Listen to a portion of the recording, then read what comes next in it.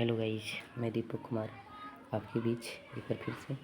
और आज क्लास 8 का क्वेश्चंस हैं और उसको हम लोग डिस्कस करने का प्रयास करते हैं। चलिए स्टार्ट करते हैं। एक बार यहाँ स्क्रीन पे पहले लिखा गया है क्लास 9 और क्लास 10 का, बट ये क्लास 9 और 10 का नहीं है, ये क्लास 8 का है। तो एक करके क्वेश्चंस को देखते हैं MCQ, और देखिए आपकी तैयारी किस प्रकार से है। तो फर्स्ट क्वेश्चन है, और फर्स्ट क्वेश्चन में दिया गया है कि सबसे छोटी कोशिका किस चीज़ की होती है। यहाँ ऑप्शन है अमीबा, माइकोप्लाज्मा, पैरामीशियम और बैक्टीरिया।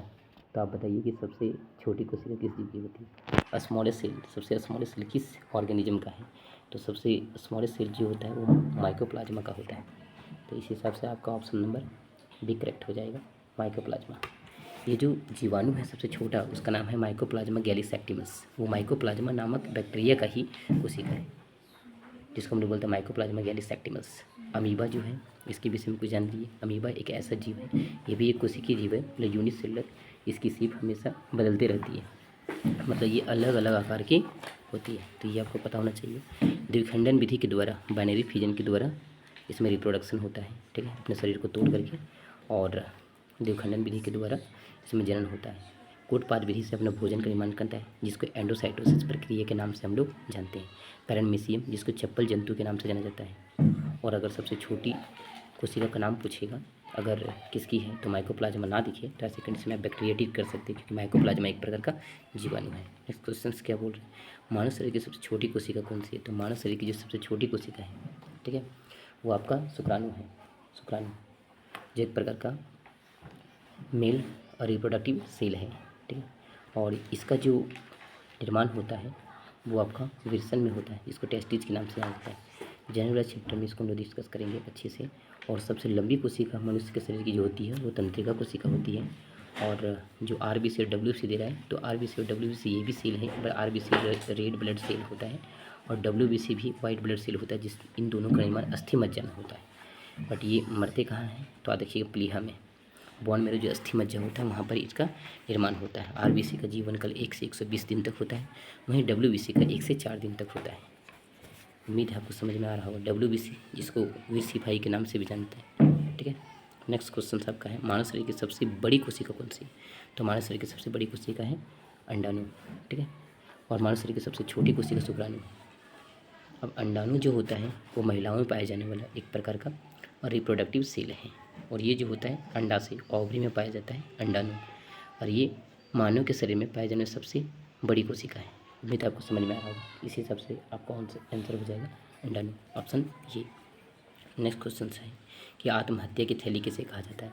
तो आत्महत्या की थैली आपका लाइसोसोम को कहा जाता है। लाइसोसोम जो होता है इसमें एक विशेष प्रकार की एंजाइम पाई जाती है, जिसको हम लोग हाइड्रोलाइटिक एंजाइम कहते हैं। जब कहीं कोई कोशिकाएं खराब हो जाती है या थोड़ी सी इंजर्ड हो जाती है, तो ऐसी कंडीशन में लाइसोसोम जो होता है इसमें हाइड्रोलाइटिक एंजाइम होता है, वो एंजाइम को छोड़ देता है और खुद की सेल्स को खा जाता है, मतलब डाइजेस्ट कर लेता है, ठीक है। आप खुद की हत्या कर लेता है, इसलिए इसका नाम पड़ गया आत्महत्या की थैली। दूसरी कंडीशन इसको एटम बॉम्ब और सेल भी कहा जाता है। तो आपको पता होना चाहिए, इसका कोई डॉक्टर डुबे ने किया था। वहीं राइबोसोम की बात करेंगे, तो जो आपका राइबोसोम है वो आपका प्रोटीन की फैक्ट्री कहलाता है। किस प्रकार से है, अभी क्लास 8 का मैं डिस्कस कर रहा हूँ, इससे ज़्यादा इसमें डीपली मैं नहीं बता रहा हूँ, बट जैसे जैसे क्लास बढ़ेगी वैसे वैसे मैं बताऊंगा। माइटोकॉन्ड्रिया इसे कोशिका का बिजली घर कहा जाता है, और ये ATP के रूप में ऊर्जा का निर्माण करता है।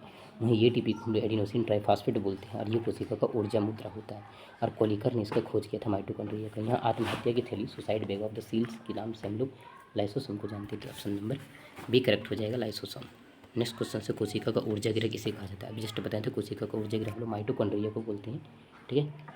और माइटोकॉन्ड्रिया जो होता है इसमें खुद का राइबोसोम होता है और खुद का DNA होता है, सबसे खुद का प्रोटीन बनाने की क्षमता होती है। एक प्रकार का विचित्र ऑर्गन है, ये प्रकार का विचित्र कोशिकांग है। राइबोसोम प्रोटीन का फॉर्मेशन करता है, वहीं गोल्जी काई जो होता है वो पैकेजिंग वगैरह का काम करता है। और केंद्रक जो होता है जिसका खोज रॉबर्ट ब्राउन ने 1831 ईस्वी में किया था, ठीक है, जिसमें गुणसूत्र पाया जाता है। कोशिकाओं के समूह को क्या कहा जाता है। कोशिकाओं के समूह को हम लोग उत्तक बोलते हैं। कोशिका का खोज सबसे पहले किसने किया था, रॉबर्ट हुक ने किया था। वो मृत कोशिका थी, जीवित नहीं थी। कॉर्क के पतली काट का अवलोकन करते वक्त उन्होंने पाया था। तो इस हिसाब से कोशिका खोज रॉबर्ट हुक ने किया था। कोशिका के अध्ययन को हम लोग साइटोलॉजी बोलते हैं, वहीं उत्तकों के अध्ययन को हम लोग हिस्टोलॉजी बोलते हैं। कोशिकाओं के समूह को हम लोग उत्तक बोलते हैं, जिसमें बहुत सारे सेल्स मिल जाते हैं, तब उत्तक टिश्यू का फॉर्मेशन होता है। नेक्स्ट है कोशिका के केंद्र का खोज किसने किया? तो कोशिका के अंदर में केंद्रक होता है जिसका खोज रॉबर्ट ब्राउन ने 1831 ईस्वी में किया था। तो याद रखिएगा 1831 में रॉबर्ट ब्राउन ने कोशिका के केंद्रक का खोज किया था। स्लाइडन एवं स्वान ने कोशिका सिद्धांत को दिया था, वहीं रुडोल्फ विर्चो ने कोशिका सिद्धांत को आगे की ओर बढ़ाया था। तो इस सबसे आपको पता होना चाहिए। इसका आंसर हो जाएगा रॉबर्ट ब्राउन। वहीं जीवित कोशिका का खोज जो किया था वो एंटन ऑन लीवेनहॉक था, जिसने 1674 ईस्वी में जीवित कोशिका को खोज किया था। नेक्स्ट क्वेश्चन आपका है, सबसे पहले जीवित कोशिका का खोज किसने किया? तो अभी बताएं लीवेनहॉक। इसे जीवाणु विज्ञान का पिता भी कहा जाता है, ये आपको पता है। रॉबर्ट ब्राउन ने कोशिका के अंदर खोज किया था 1831 में, ठीक है। और लीवेनहॉक ने 1674 में जीवित कोशिका का खोज, रॉबर्ट हुक ने 1665 में कोशिका का खोज किया। वाटसन में क्रिक ये अलग है, जिसने डीएनए का डबल हेलिक्स मॉडल दिया था। तो डीएनए जब हम लोग पढ़ेंगे तो देखेंगे कोशिका विज्ञान का पिता किसे कहा जाता है, जस्ट बताएंगे। रॉबर्ट हुक ने सर्वप्रथम कोशिका के विषय में बताया था, इसलिए इसे कोशिका विज्ञान का पिता कहा जाता है। रॉबर्ट ब्राउन 1831 ईस्वी में कोशिका के केंद्र का खोज किया था। 1831 में कोशिका के मुख्य रूप से 3 भाग होते हैं, कोशिका झिल्ली, कोशिका द्रव और कोशिका का केंद्रक। वही केंद्रक में जहाँ पे गुणसूत्र पाए जाते हैं, और वही गुणसूत्र में डीएनए पाया जाता है, और डीएनए के टूटने पर जीन का निर्माण होता है, जो एक आनुवांशिक लक्षण होता है, जो एक पीढ़ी से दूसरी पीढ़ी में लगातार संतति में जाती रहती है। लीवेनहॉक ने जीवित कोशिका का खोज किया था। मानव शरीर में गुणसूत्र कहाँ पाए जाते हैं? तो कोशिका के केंद्र मानव शरीर में गुणसूत्र पाए जाते हैं। कोशिका झिल्ली जो होती है लिपिड और प्रोटीन की बनी होती है। लिपिड में कार्बोहाइड्रेट भी संचयित हो जाते हैं, तो कई बार लिपिड, प्रोटीन और कार्बोहाइड्रेट भी लिख दिया जाता है, तो घबराने की कोई बात नहीं। माइटोकॉन्ड्रिया जिसका खोज अभी जस्ट बताएं, ये दोहरी झिल्ली से घिरा हुआ एक ऑर्गन होता है, जहाँ पे कोशिका में ऊर्जा का निर्माण होता है, खुद का डीएनए, खुद का राइबोसोम होता है, खुद का प्रोटीन संश्लेषण यहाँ होता है। एक प्रकार का विचित्र कोशिका होता है, कौन? माइटोकॉन्ड्रिया, जिसका खोज कॉलिकर ने किया था। नेक्स्ट क्वेश्चन है, डीएनए का पूरा नाम क्या होता है? डीएनए जिसको डीऑक्सीराइबो न्यूक्लिक एसिड के नाम से जानते हैं। डीऑक्सीराइबो न्यूक्लिक एसिड, वही डीएनए। यह डीएनए जब टूटता है तो जीन बनता है, जीन। तो डीएनए के टूटने पर जीन का निर्माण होता है, ठीक है। और ये जो डीएनए होता है वो गुणसूत्र के अंदर में पाया जाता है, और जो गुणसूत्र होता है वो कोशिका के केंद्रक में पाया जाता है। केंद्रक को खोज रॉबर्ट ब्राउन ने 1831 में किया था। इसी तरह आपका ऑप्शन नंबर ये करेक्ट हो जाएगा, deoxyribo nucleic acid. Next question है, डीएनए के क्रियात्मक खंड को क्या कहते हैं? तो डीएनए के क्रियात्मक खंड को हम लोग जीन बोलते हैं। तो जीन हो जाएगा गुणसूत्र। मानव शरीर में 23 जोड़े गुणसूत्र होते हैं, उनमें से 22 जोड़े गुणसूत्र जो होते हैं वो वर्धी गुणसूत्र होते हैं, और एक जोड़ा जो गुणसूत्र होता है वो लिंगी गुणसूत्र होता है। लिंगी गुणसूत्र में आपका XY, ये पिता का लिंग गुणसूत्र है जो बच्चों में लिंग का निर्धारण करता है। तो वो चीज़ों को हम लोग आगे देखेंगे। नेक्स्ट क्वेश्चन है, मानव में कितने जोड़ी गुणसूत्र पाए जाते हैं? तो मानव में टोटल मिलाकर के 23 जोड़े गुणसूत्र पाए जाते हैं। वहीं चिंपैंजी में 24 जोड़े गुणसूत्र पाए जाते हैं। नेक्स्ट क्वेश्चन आपका है कि पेड़ पौधे की कोशिका भित्ति किसकी बनी होती है? तो जो पेड़ पौधे की कोशिका भित्ति होती है वो सेलुलोज की पत्ती बनी होती है, और जितने भी प्रकार के प्लांट वाले फूड होते हैं उसमें खासकर सेलुलोज पाया जाता है, ठीक है।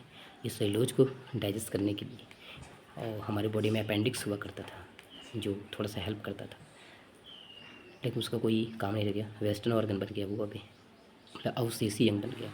तो सेलुलोज जो होता है पेड़ पौधे की कोशिका भित्ति सेलुलोज की बनी होती है, ये बहुत अधिक मात्रा पाया जाता है। स्टार्च वगैरह भी पेड़ पौधे में ही पाया जाता है। प्रोटीन जो होता है बॉडी बिल्डर फूड के नाम से जाना जाता है। कोशिका के मुख्य रूप से कितने भाग होते हैं? तो अब जस्ट बताएं, कोशिका झिल्ली, कोशिका द्रव और कोशिका के अंदर 3 भाग होते हैं। नेक्स्ट क्वेश्चन, प्रोटीन का फैक्ट्री किसे कहा जाता है? तो ये राइबोसोम को कहा जाता है। लाइसोसोम को आत्महत्या के तरीके। पौधे की कोशिका जंतु कोशिका में मुख्य अंतर क्या है? कि पेड़ पौधे की कोशिका में कोशिका भित्ति पाई जाती है, जबकि जंतुओं में नहीं पाई जाती। एटीपी का पूरा नाम एडेनोसिन ट्राइफॉस्फेट होता है। नेक्स्ट क्वेश्चन है, कोशिका के अध्ययन को क्या कहा जाता है? कोशिका के अध्ययन को साइटोलॉजी, उत्तकों के अध्ययन को हिस्टोलॉजी कहा जाता है, शैवालों के अध्ययन को फाइकोलॉजी, और कवकों के अध्ययन को माइकोलॉजी के नाम से जानते हैं। ये भी आपको ध्यान में रखना है। उत्तकों के अध्ययन को हम लोग क्या बोलते हैं? तो हिस्टोलॉजी बोलते हैं। उम्मीद है आपको समझ में आ रहा होगा। तब तक के लिए थैंक्स।